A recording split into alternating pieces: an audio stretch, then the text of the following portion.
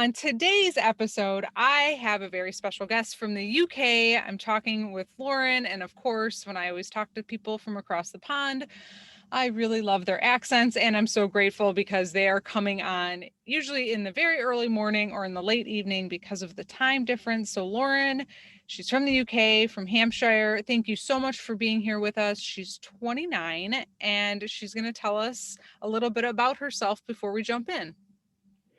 Hi, thanks for having me. So, I'm Lauren. I live on the south coast of the UK, and I am married, and I have a little cat. So, yeah, me, my husband, and our little kitty. So that's our little family. Nice. And Mhm. and she's in the UK, so they've been pretty locked down throughout the past year, really. Yeah, been a year now. For sure. And my pronouns are she, her, and I know I already said she for you, but I just wanted to confirm your pronouns too, Lauren, please. Yeah, she, her. Yeah. Thank you. Thank you so much. Okay, well, we're going to start to chat about your endo story. And as I always like to, start it off with is, do you remember when you started your first period cycle and was it painful? Yeah, so I remember distinctly my first period. I was 11. I was out shopping with my entire family wearing white jeans, and Of course, it of was the worst. course. Yeah. Oh, And yeah, it was pretty heavy from the get-go, and pretty painful, but I kind of, thought that was how it was for everyone. yeah. So, yeah. Yeah. I feel like that's common in the beginning. It just Mm. seems like that's for everybody. So throughout like from 11 through middle school, or I'm not really sure. I think you guys still call it middle school too, right? Yeah. Um, did you just get on month by month and did you miss school? Did you take anything to help alleviate the pain? Were you using a heating pad? Did you talk to anyone about it? So, it was really, really heavy. And I just remember, I must have been about 12 or 13, bleeding for I remember like 13 days. My mum took me to the doctor, Yeah. and I bled like all over this mattress, and it would just go on like that. Like I would wear these like jumbo pads, Yeah. and I would bleed through everything. And um, my mum had really heavy periods, so I thought, well, this is kind of how it's supposed to be. Yeah. And so I just used to use like hot water bottles and take painkillers, but I didn't really miss a lot of school. Okay. But I just remember being exhausted, like Mhm. absolutely exhausted constantly. Yeah, for sure. I mean, especially if your cycle was lasting almost 2 weeks. Yeah, and I was like anemic and Yeah. constantly at the doctor's because I was getting like the leg pains. Um, and my mum was just like, oh, I don't know what's wrong with her. Like maybe she's lazy. Like that's why her legs hurt all the time. She doesn't want to walk anywhere. Right. But it was just like the start of all of all of that. When you were going to the doctor, did they have anything to offer? Or were they just saying like you were anemic and Yeah, so they were like, I remember them saying, she's anemic, put me on iron supplements. And then it was, well, it's just her hormones.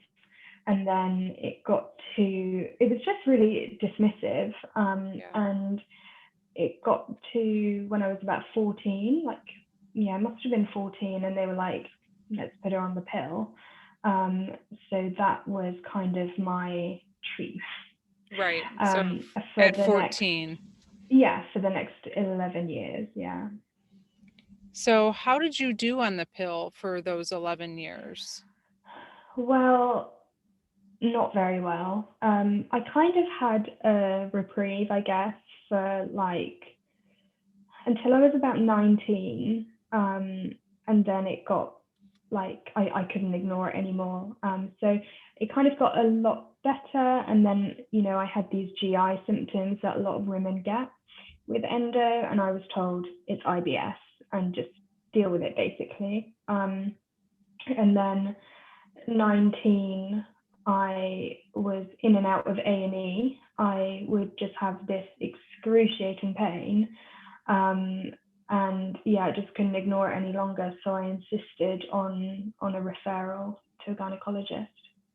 And with the gastro kind of GI symptoms, what were some of those symptoms? So I would go between diarrhea and constipation, and like there was a really long period where I would just go to the loo like once a week maybe. Yeah. And that was like normal, like I thought that was normal, and then yeah, it kind of went between the two extremes, and yeah, it was really bad, really like uncomfortable, and I was having all this pain, and of course it was largely endo, but you know, nobody wanted to really explore it, I don't think. Yeah. So you got this, they told you, oh, we think you have IBS, you're having these heavy cycles. And then you asked to go see a gynecologist. At this point, did you know what endo was? Why were you asking to go to a gynecologist? Did you think it was all related, or how did you get to that point? So my sister has PCOS. Okay. So my mum was like, you know, maybe there's something not quite right here. My husband, well, he was my boyfriend then, was like, this isn't normal. I was having bleeding after sex. Sex was painful. And I just thought, this isn't right. And, Yeah. you know, having to end up in A&E Yeah. time and time again, and they would just say, nothing's wrong. They'd do blood tests, and they'd just say, no, you're fine, go home. And that was it. Were you going to A&E mostly around your cycle? Was that when things were the worst, or was it at this point were you starting to feel sick just kind of all the time? Yeah, it was kind of like all the time. And it seemed like there was no rhyme or reason. I had the really bad periods in terms of like pain and bloating Yeah. and that kind of thing, but the pain was just kind of really intermittent. Mm-hmm. And it was like a really severe and sudden onset of pain that I would get. Yeah. Yeah. Mm-hmm. So you ask to go see a guy now, and what Mm-hmm. happens? So so in the UK, you don't always have a consultation with the person that's going to do the surgery. Um, I, I don't remember too much about the consultation, but I called my husband afterwards, and I was like, oh my God, they said that I could have endometriosis. And I had obviously like quickly Googled it Yeah. and been like, oh my God. And because being a mum has like been my number one goal in life, Yeah. like ever since I can remember. So I was like, oh my God, this must mean that, you know, this is going to be really difficult for me. And anyway, I had I think the consultation itself was quite good, but I had the surgery, and I had the most bizarre follow-up appointment with this surgeon who said, basically, I was discharged without a follow-up. And I went back to my GP, and I was like, what is going on? Nobody's told me anything. I need to know like what happened, what they found. And so my GP got the notes and said, the surgery notes, and said, you've got polycystic ovaries, so we need to refer you back to have a follow-up. And I had a follow-up, and my husband came in with me, and I was just completely like fobbed off. And they said, no, you don't have polycystic ovaries. And I was like, I have the notes, like, Right. what is going on? And this woman was just so dismissive. And the one thing that I remember she said to me was, you're fine, you'll go on and you can have 10 children. And although becoming a mum has been important to me, that I'm not a breeding machine. Like there's Right. more to it. Like I Right. want to actually have a life worth living, and a, you know, relatively healthy life. And right now I'm not, and you're fobbing Yeah. me off. And that's kind of how it went. So they didn't say anything about endometriosis after that surgery. It was just polycystic ovaries, and then basically told you didn't have that. Yeah. So I left, like, my husband and I both left, and he's like the most level-headed, intelligent person I've ever met. And we both left, and he was like, I don't know what happened in there. Like, that was just so weird, so confusing. And that was it. And we were kind of, well, obviously they said there's nothing, basically. So How don't know old what's were going you on. now when that I happened? was How 19. that was still when you were 19. Okay. Yeah. Mm-hmm. So I'm so sorry that happened. I just, Okay. and I know it's very frustrating to hear. So what Mm. happened after that? So do you just kind of So at this point, like, do you accept it, or are you like, no, I need to find someone else? no, in the NHS, that's really hard to do. Yeah. I feel like it's really difficult to ask for a second opinion, and it's quite hard to get a referral, I have found. It might not be No, the I've same for heard everybody. I've heard that. I mean, obviously I'm in the States, so I don't know, but I have heard that from many Yeah. people. Yeah. Yeah. So I didn't ask for a second opinion. I just thought, well, obviously everything must be okay. And so I just kind of tried to carry on as normal, but there were still these trips to A&E, like in the middle of the night or whatever, and I was just having this horrific pain. And that went on until about 3 years ago, until Okay. I was about 26. Yeah. Okay. So yeah, so you had another really 7 years of going through that. Mm-hmm. And then what happened at 26? So things just started getting really bad. So I was having, my periods got heavier, they got more painful. I remember coming on my period and lying on the sofa, and I said to my husband, I was like, I can't move my legs. And I just remember this searing pain down my legs, and they felt like lead. And I was just like, no, something's really wrong. I was getting like these huge, sorry to be graphic, but these You huge can, clots. yeah, you we've talked about clots on here before. We've talked about everything. So Yeah, yeah, I yeah, understand. Yes. And that was probably, yeah, those are very scary too. yeah. Yeah. I mean, I've always kind of like had clots, Yeah. but my mum also did. Right. And I'm kind of convinced that she had endo as well. Yeah. But I just kind of thought, well, that's kind of normal, but they were getting bigger. And I started, so I'd have the endo belly, so the Mhm. really severe bloating. And then my cycle would go from like a 2 week cycle to like 50, 60 days. And it was just completely all over the place.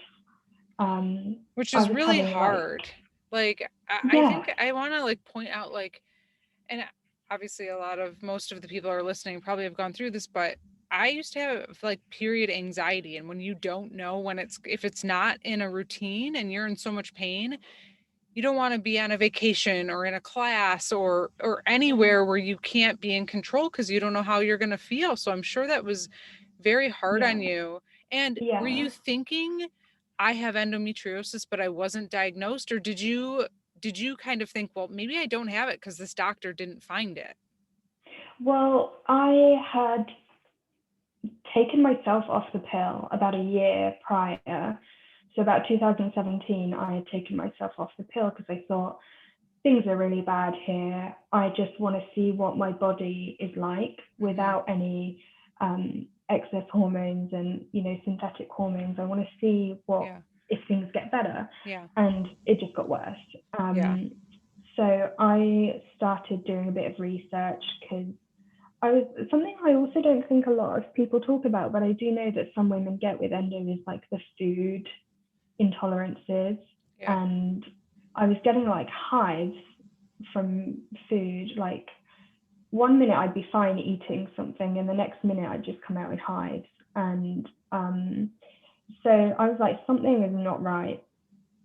So I started doing more research, and I'd seen that some of my symptoms had matched up with endometriosis.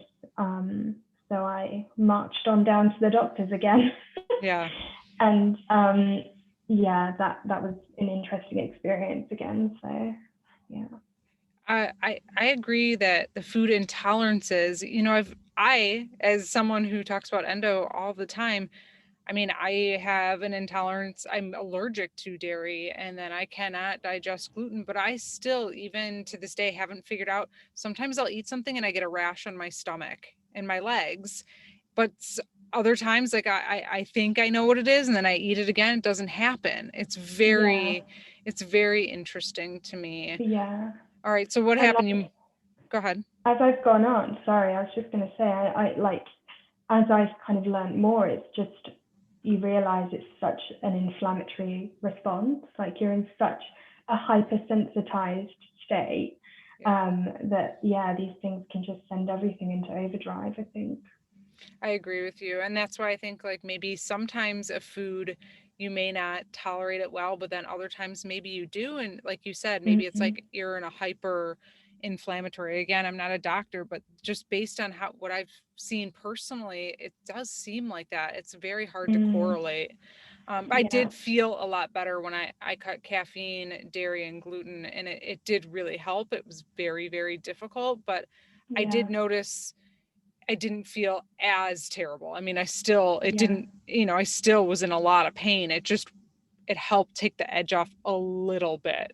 Yeah, definitely. Dairy was the big one for me as well. So yeah. Yeah. Okay, so you march back into the doctor. Something's something's wrong. You've been doing your research. Tell us about what happened. So I went in there. I had never been before. We had just moved to London not too long before that. And it was this middle-aged man, and I don't get embarrassed easily, so I just put it all out there. And I said, I've been told I have polycystic ovaries. My sister has polycystic ovaries, and I'm in pain every day. And he looked at me and he just burst out laughing. And I was like, what? I'm trying not to swear. I was like, you can swear. What? We allow like, swearing on this podcast. I was like, okay, so that just made my blood boil. I mean, did you just walk right? I would have been like packed up my purse and just walked out. But I know you have more challenges there, right? Though, because you have to get referrals. You can't just walk out.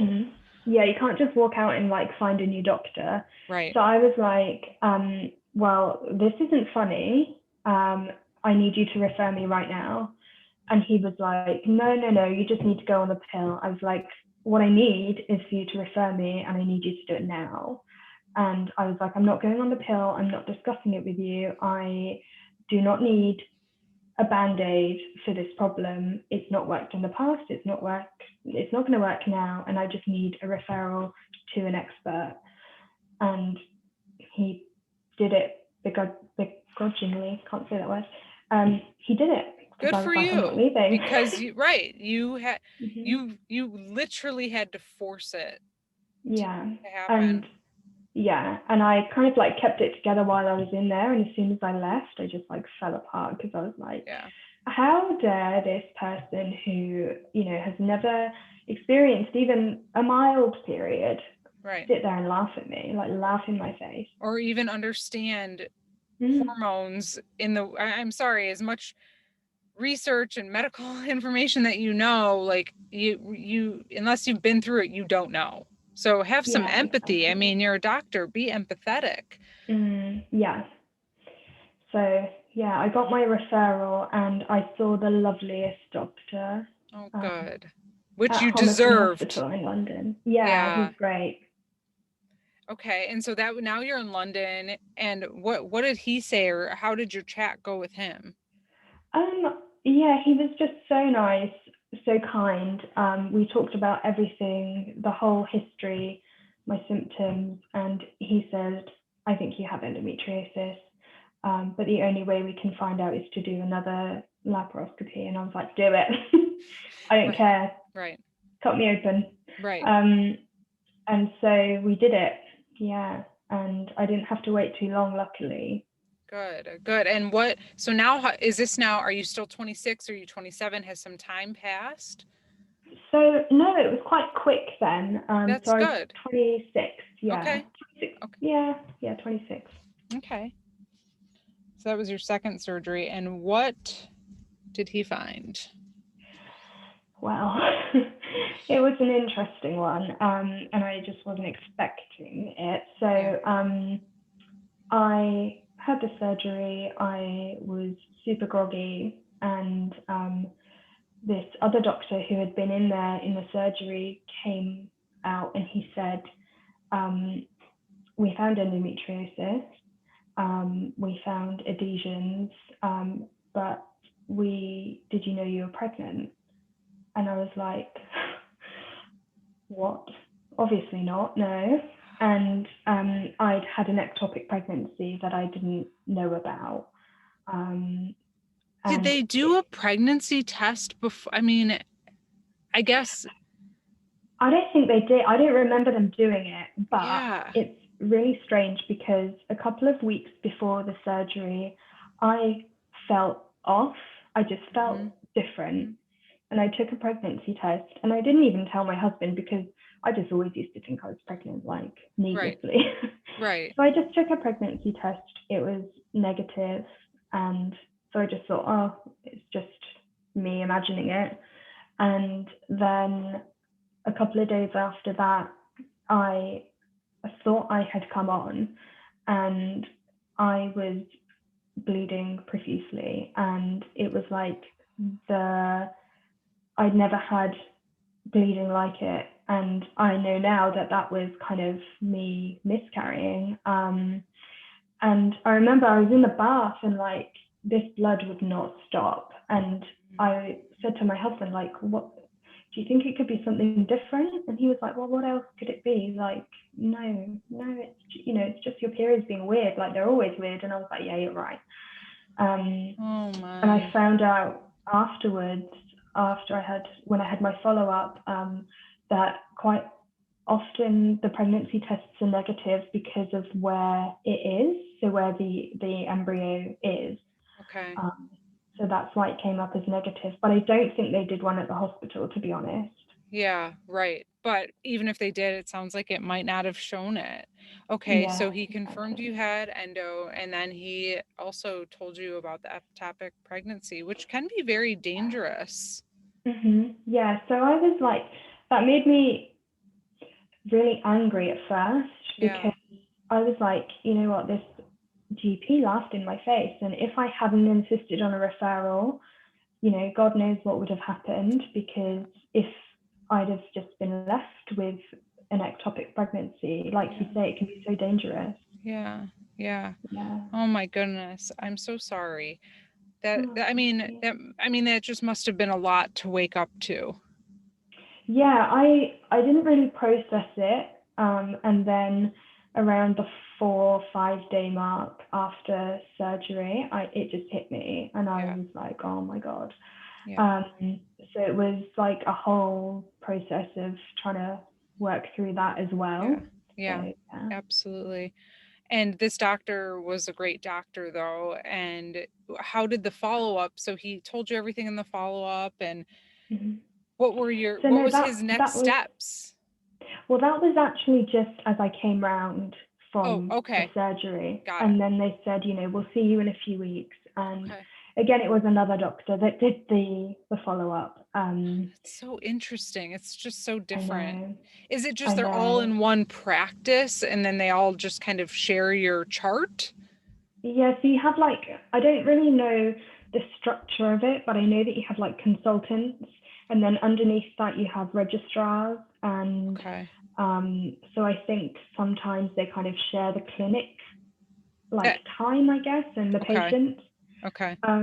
But the woman that I saw was so lovely, and I just remember she put her hand on my knee because I was just crying because of all of it really. And she explained everything. So the ectopic, I wasn't very far along, And it was between my ovary and my fallopian tube. So I'm really lucky. I think it's like something like 5% of ectopic pregnancies don't lose a tube or an ovary, and I was really lucky that I didn't lose anything. And so they had found the endometriosis all around my pouch of Douglas, and my bowel was stuck to my pelvic wall, and I had a lot of adhesions. So they kind of released all of that and excised the endo. Good. Good. Mm-hmm. Okay. Yeah. And how have things been going since that? So I had about 18 months of, I just felt back to normal. Like I felt the best I'd felt in years. And I just felt normal. Like I had so much more energy. My periods weren't excruciating. I wasn't having to go to A&E. I could eat things without having reactions. I wasn't having diarrhea one minute and then constipation the next. And it was just like night and day. Like it was just such a difference. But that did only last for like a year, 18 months.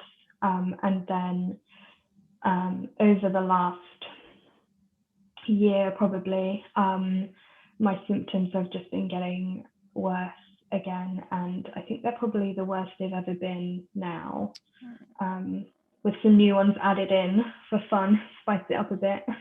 Oh my gosh. So Yeah. tell us a little bit about what those symptoms are and how you're feeling, just so for people who are listening, I think it helps sometimes to hear what the symptoms are so they can relate. Mm-hmm. So the abdominal symptoms, I've had a lot of like stabbing, pulling, twisting, burning kind of pain.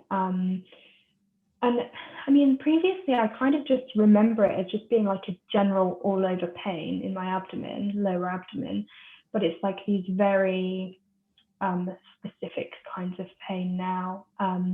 I have a lot of what my friend likes to call javelin arms. So the stabbing Yeah. pain up the Like rectum. did you say Mhm. javelin? Like a javelin? Yeah, javelin. um, and because I just try and laugh about as much of this as I can, Yeah. because I just really feel like it helps you get through it. Yeah, I agree. Yeah, but like the stabbing pain, oh my God, that's just been horrendous. Stops you in your tracks too. Oh yeah, Yeah. like takes your breath away. And Yeah. so I get pain when I wee, I get pain before I go to the loo and during. I get just the stabbing pain randomly. And nausea. Oh my God, the nausea. Oh, I find that sometimes more debilitating than the pain itself.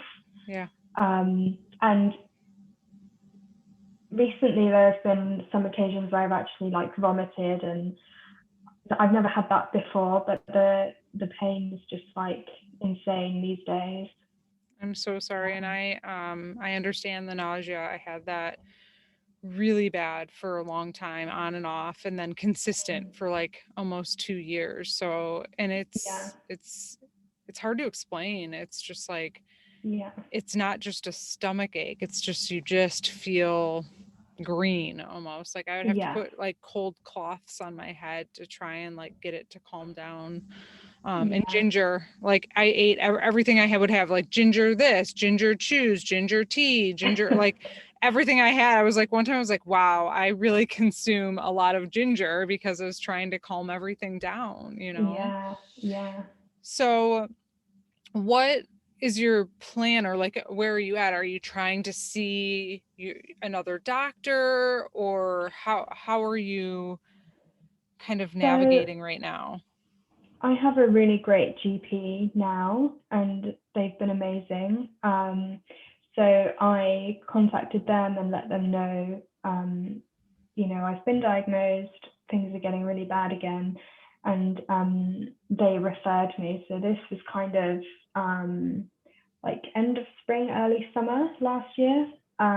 They referred me straight away, and I had a consultation, and I thought I was seeing a consultant. And when I got to the appointment, it was one of his registrars, and yeah, that appointment didn't go great either.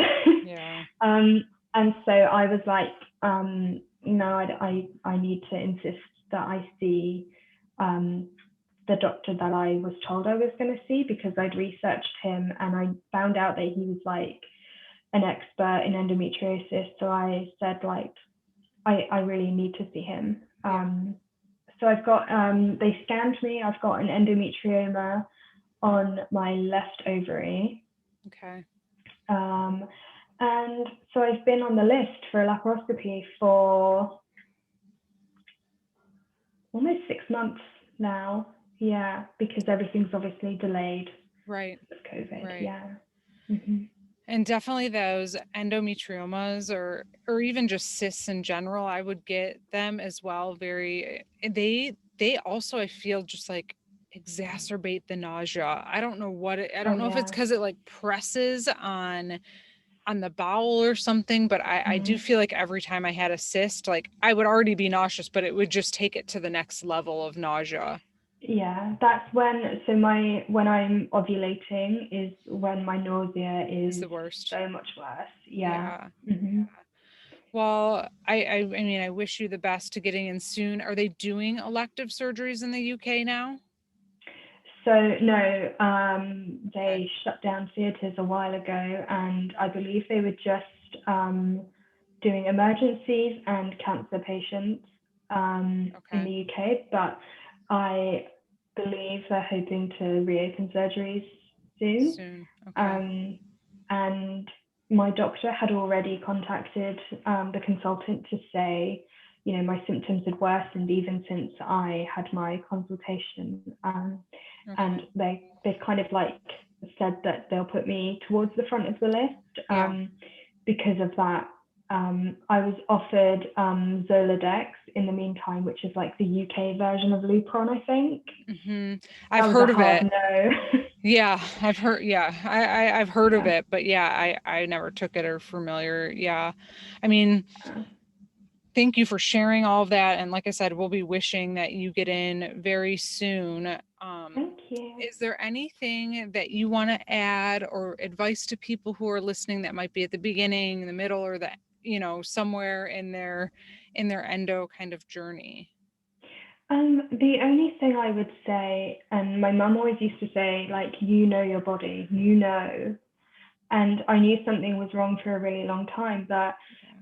you know, it was such a battle. And sometimes it will be a battle with healthcare, unfortunately. But I think just advocating for yourself, you know, like going in armed with research or information. And, you know, if you have to insist on treatment or a referral or whatever, do it, Yeah. because it's not worth suffering every day.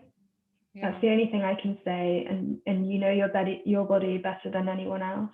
Yeah, I feel like a lot of time on this podcast, that's what we talk about so much is you have to trust yourself and trust your gut. And I think there's a part too of having, an illness like endo is I would know something was wrong, but I think a part of me just wanted to be in denial because I wanted to fight it and I just wanted to be like, Mm-hmm. I'm normal, and not that you're not normal, but like just like, nope, I'm fine, ignore Yeah, until the pain is screaming or the nausea is screaming, and then it forces you to pay attention to it.